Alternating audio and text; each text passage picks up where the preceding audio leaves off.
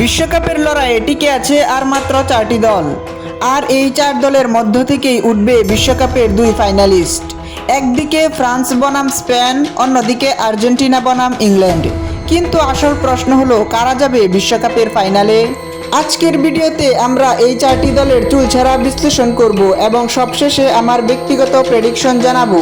ভিডিওটি শেষ পর্যন্ত দেখুন, কারণ ভিডিওর শেষে আপনি নিজেই বুঝতে পারবেন কারা হাসবে বিশ্বকাপের শেষ হাসি। প্রথম সেমিফাইনাল অনুষ্ঠিত হবে 15 জুলাই, বাংলাদেশ সময় রাত 1টায়, ফ্রান্স বনাম স্পেন। দ্বিতীয় সেমিফাইনাল অনুষ্ঠিত হবে 16 জুলাই, বাংলাদেশ সময় রাত 1টায়, আর্জেন্টিনা বনাম ইংল্যান্ড। এখন চলুন শুরু করি প্রথম ম্যাচ দিয়ে। ফ্রান্স বনাম স্পেন। ফ্রান্স বহু বছর ধরেই বিশ্বকাপের অন্যতম শক্তিশালী দল। দলে রয়েছেন Kylian Mbappe, Tchouameni, Camavinga, Dembele, মেনিয়ানের মতো তারকা। ফ্রান্সের বড় শক্তি তাদের দ্রুত কাউন্টার অ্যাটাক এবং বড় ম্যাচ খেলার অভিজ্ঞতা। অন্যদিকে স্পেনের সবচেয়ে বড় অস্ত্র হলো বলের নিয়ন্ত্রণ। Lamine Yamal, Rodri, Pedri, Nico উইলিয়ামসদের নিয়ে স্পেন যে কোনো মুহূর্তে ম্যাচের গতি বদলে দিতে পারে। ডিফেন্সেও তারা অনেক শক্তিশালী। যদি ফ্রান্স এমবাপ্পির গতিকে কাজে লাগাতে পারে, তাহলে ম্যাচ তাদের দিকে যেতে পারে। আর যদি স্পেন নিজেদের স্বাভাবিক পাসিং ফুটবল খেলতে পারে, তাহলে ফ্রান্সকে কঠিন পরীক্ষার মুখে পড়তে হবে। এবার আসি সবচেয়ে আলোচিত ম্যাচে। একদিকে বর্তমান বিশ্ব চ্যাম্পিয়ন আর্জেন্টিনা, অন্যদিকে তারকায় ভরা ইংল্যান্ড।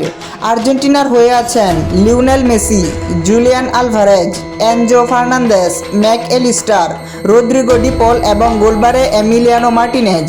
বিশ্বকাপের বড় ম্যাচে মার্টিনেজের পারফরম্যান্স সবাই জানে। অন্যদিকে ইংল্যান্ডের হয়ে আছেন হ্যারি কেন, জুট বেলিংহাম, বুকাও সাকা, ফিল ফুডেন, ডেক্লান রাইস এবং জর্ডান পিকফোর্ড। ইংল্যান্ডের মিডফিল্ড অত্যন্ত শক্তিশালী। আবার আর্জেন্টিনার বড় শক্তি হলো তাদের অভিজ্ঞতা এবং দলগত সমন্বয়। এই ম্যাচ অতিরিক্ত সময় কিংবা টাই ব্রেকার পর্যন্ত গেলেও অবাক হওয়ার কিছুই থাকবে না। চলুন তাহলে দেখে আসি 4 দলের স্পেশালিটি। আক্রমণ ভাগে ফ্রান্স ও ইংল্যান্ড অনেক শক্তিশালী। মিডফিল্ডে স্পেন ও ইংল্যান্ড দারুণ ভারসাম্যপূর্ণ।